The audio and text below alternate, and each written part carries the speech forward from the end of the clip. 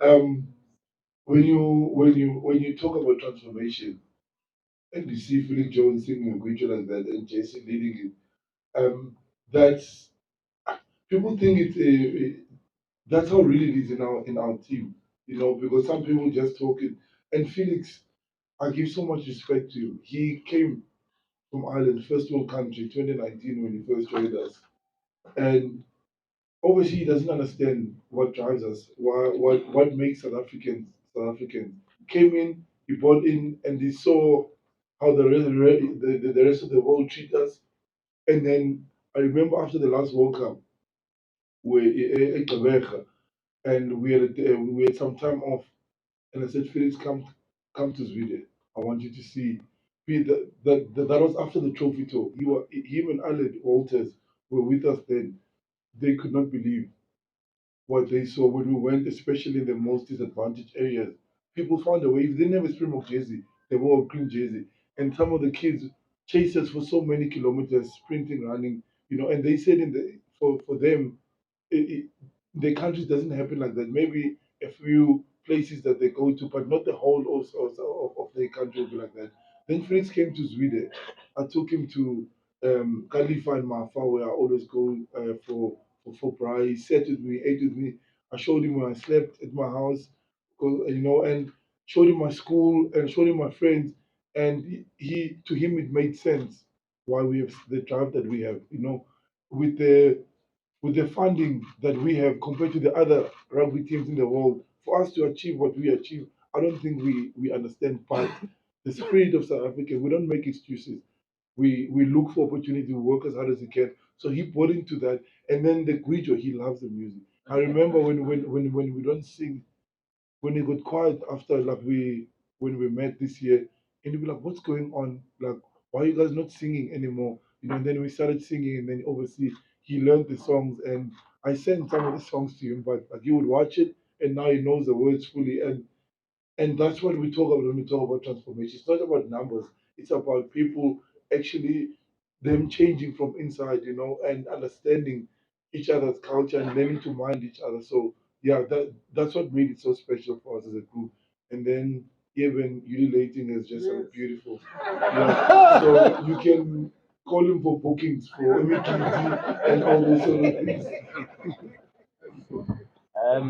In terms of I have a little joke on that, but now talking about Marvin, I'm probably going to talk about the squad. I think that's probably the biggest thing why we're successful. I think is that all 33 players, we can only select 23 to play, and as you guys know, we went with a 5-3 split with a guy like Marnie and Kobus starting in the quarterfinal against France. And then they started again in the semi final against England.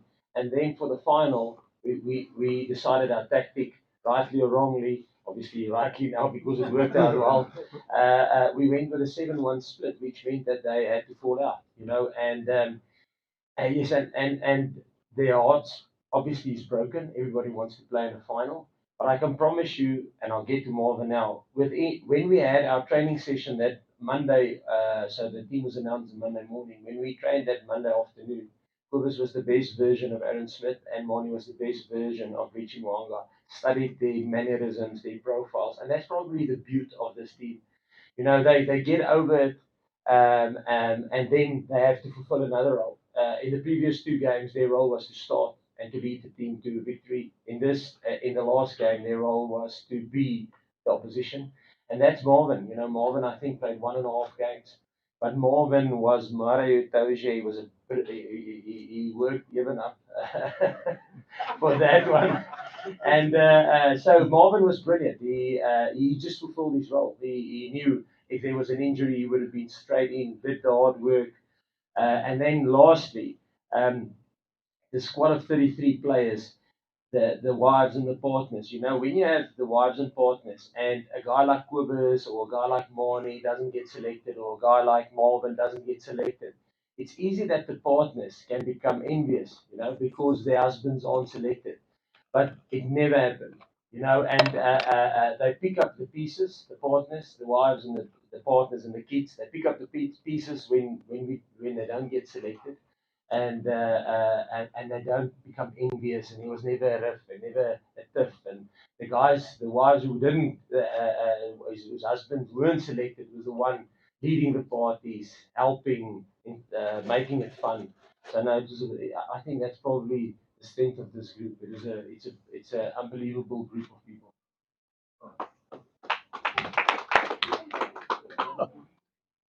Jacques, sorry, I think you've been asked this question a couple of times before the start of that final week.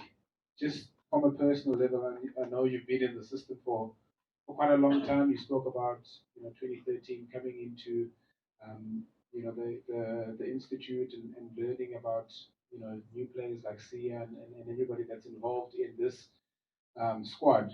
But personally, from your point of view, how has this group of players grown? And as you move forward, what kind of legacy do you think that this group of players will leave from a South African rugby point of view, having known them from probably when they were 17, 18, 19 years old?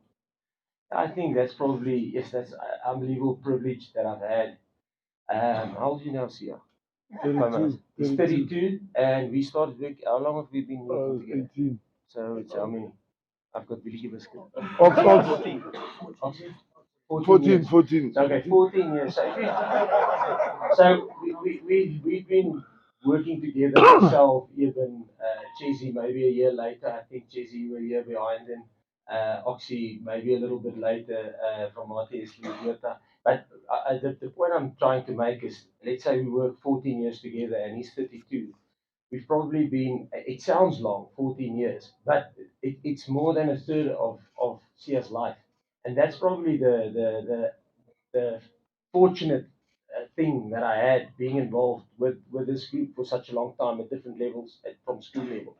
So I knew them from naughty, when they were naughty and they were at varsity, and when we all were naughty.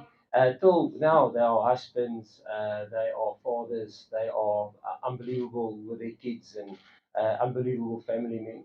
And what legacy will they leave? You know what? They didn't change. See, the Sia that I met when he was 18 is still the Sia that he's now, and the Cheslin that I met when he played fullback. That is it. We had a meet back three in that under 19 group. A lot of them went on to play sevens, Justin Geduld, and those boys, they could step. So he's never changed. Fame never got to them. They never became entitled. So I think that's the legacy they will leave. Title. I think when you become a Springbok, you can be. I'm going to use them. You can be even. There's Eben the person and there's Eben the Springbok rugby player. And they never became the title. Does it make sense? Sia never became Sia the Springbok captain. He always stayed Sia. And I think that's the beauty of this group. They never became the title. They just stayed the person. And that's the beautiful thing from them. Z, can I ask Ox, Cheslin, and Eben to come in front, please? They're coming after. They're coming after I want Well, they can come now.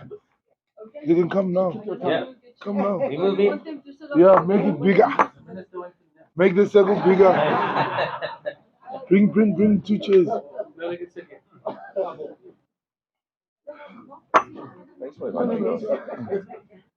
So, Minister, I felt lonely there. Minister, at some stage, I just want you to get at the top level as well, Minister. We're just going to fit a question or two for you. There's enough. Oh, sorry. Guys, can I just ask actually on that note? I think the important thing is get the players and Jock back to the hotel as soon as possible. Could I ask that we do this side of the media conference first, and then we let them go to the hotel? They've been flying for ages, they've been away for ages, and then we can actually have the minister and Mark on the table for any further questions. Would that be all right? Okay, here we go. It seems like I'm going to have to take my go and start my questions. Let me start with you. A question we need to talk about openly as well is the fact that you are starting. Firstly, congratulations, guys. The medals is really nice on you guys. Thank you, President. Congratulations. A question, an issue we need to talk about openly as well is the fact that you are starting a new journey now after this. I know you want to celebrate with your country now at the moment. You're starting a new journey going back to France. How are you seeing this new journey with Racing 92? And how's that changed the dynamics with you still being available for the national side in your capacity as a captain. Basically, but Chisholm, on a lighter note, there was a historic moment when Sia Kolisi hoisted the trophy. A historic moment, and you were fighting with the flag. So can you possibly just give us an idea what happened with the flag? I think let's go there. I think let's go there. Ja, ja, maar in het Afrikaans vanaf ons speeltalige land dit kort is dit hoe jy jou loopbaan afgesluit het meneer, is dit die beste manier om jou loopbaan af te sluit? Praat ons oor jou journey wat jy deurgegaan het en iemand jou vra die legacy wat jy agter wil laat. Hoe dink jy moet die succession plan wees nou vir SA Rugby vir die Springbokke meneer? Thank you so much. Who starts? Jesse. Jesse. Good. Just Yo. my voice. Good morning to everyone. Honestly, that's what you just said. Fighting with the South African flag, man. I'm not in the photo part. I'll take that. Wearing that flag, hanging it on your chest. It's a world. For us as players, we represent each and every South African wherever we go. So, yeah, I've had a fight with a flag around my face, but that's the love of South Africa. So, thank you so much. No, you were fighting for your life. Don't make it. You're making it very. No, we were laughing the whole time. They sent a video in the group, but he's the best part about it. He's still celebrating while fighting the flag. Yeah. Personally, I think for me, nothing will change. I mean, I'm still gonna be out for selection. I really want to play and continue to play. And if I've been captain, I don't know what's that gonna be. I'm not the coach. What matters to me the most, as long as I can put on the Springbok jersey, doesn't matter whether I'm a captain or not. That's not the most important. Because if I'd say to you that I dreamt of being the Springbok captain, I'll be lying to you. So as long as I'm available for selection and I get selected, that's all I care about. But I am looking forward to the new journey, and yeah, hopefully it go well. But for now, we're just gonna enjoy being home, enjoy being double world champions back to back. You must get used to the croissants as it puppet balls on.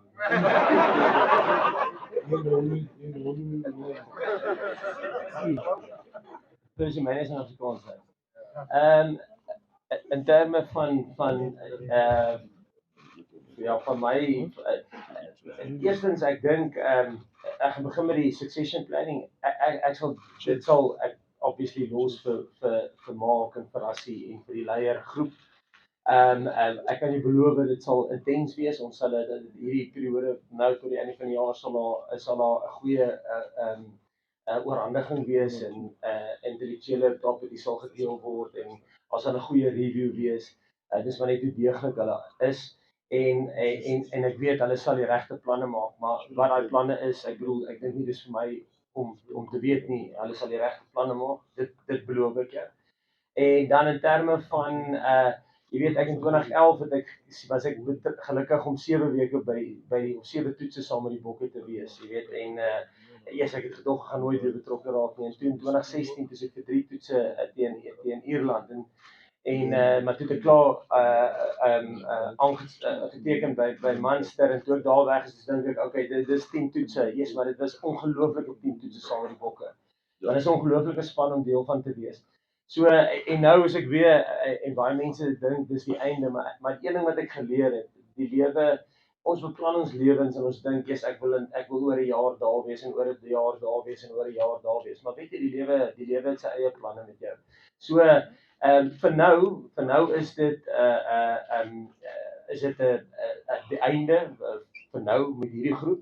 Maar of dit die einde is vir my saam met die Bokke, dit kan niemand sê nie. Ek sal enige tyd weer wil terugkom. Ek moet goed genoeg wees, ek moet relevant wees. Die spelers wil jou daar hê, die mense moet jou daar wil hê. En as dit dan die geval is en dit gebeur weer, dit sal ongelooflik wees.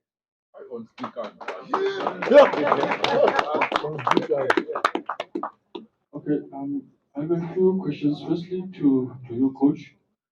I just want to check, going back to the issue of money. Was it the most difficult decision you have had to take? as a coach, leaving him out of the final. And to see I don't know if you've applied your mind properly on this thing. I know a lot of this has been happening over the last few days. But they always say that a good dancer knows when to leave the stage. I'm talking about not as a player, but as a captain. And have you applied your mind of maybe saying you can step out of the captaincy and then give somebody your leadership take over, looking at the new cycle of the 4 years going to the next World Cup, if you have you or if you not. And to Cheslin, what went through your mind during those last few minutes? Well, most of us we felt sorry for you because you don't in a very dead situation.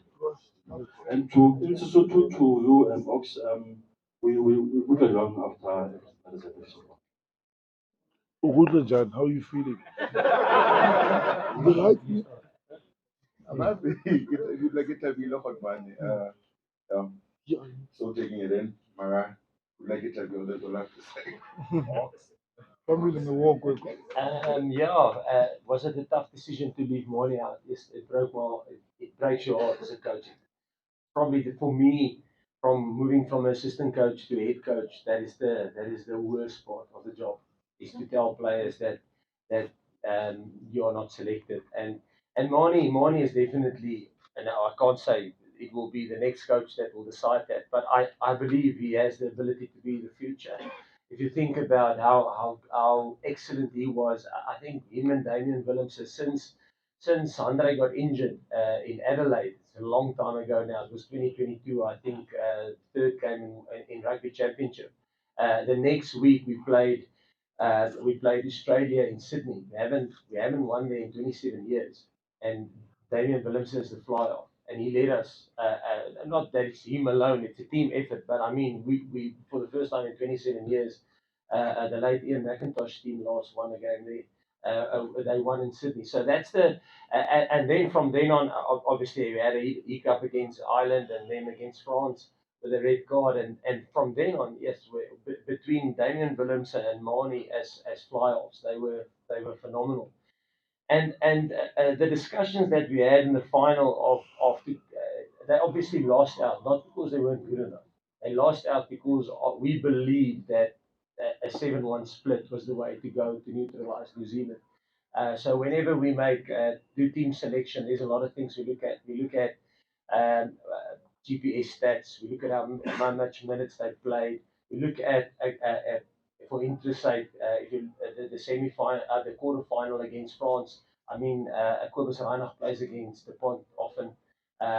If you look at the semi final against England, the scrum half that plays for England comes from Northampton Saints, where Kobus applied his trade. That he was a youngster in the academy, so obviously Kobus knew him very well and was almost his senior. So there's a lot of factors that we calculate whenever we do a selection. And the analysis we did on New Zealand, we believe that a 7-1 was the way to go, and unfortunately they had to stay out. But like I said, they took it like men, and no egos. And yes, they were heartbroken. They should be because it's such an honor to play, and they were good enough to play in the World Cup final, as was Andre Esterhuizen, as was Kane Moody. If you think how they played against New Zealand the previous time, we've given New Zealand the biggest score margin in the history between South Africa and New Zealand. And Kane Moody and Andre Esterhuizen was the 12 and the 13. So they also deserved. I think that's the beauty of the squad. Everybody was good enough from a performance level to play. But unfortunately, that is the way we made decisions, and the players, like we mentioned numerous times, the players are big enough to take it. Guys, we only have time for 2 more questions. No, we have to answer questions. No, just Z. Answering now. obviously getting a yellow card was disappointing, and you drop the whole team, you drop our whole country in minutes like that in the final. So it's, I'll be honest, I didn't watch the last few minutes of the game. Me neither. I've seen a few videos of it now, but honestly, God did it first time. Um, yeah, just grateful to Grateful to be sitting here and having the revolution. So Question We, over there, question over there, then we have. Z, I have to answer. You answer?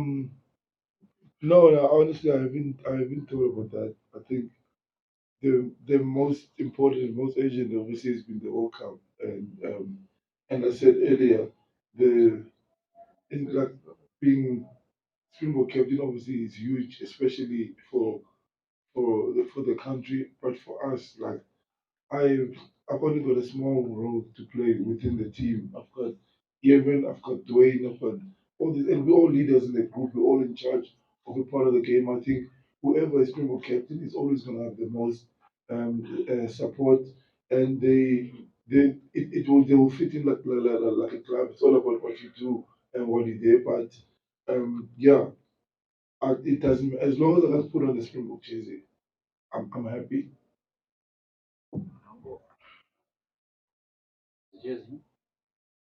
Could I please ask guys, those that are asking questions, the two questions left, if we restrict to one question each, please, so that we can get Mark and the minister up because we are running out of time now. Jacques, yeah.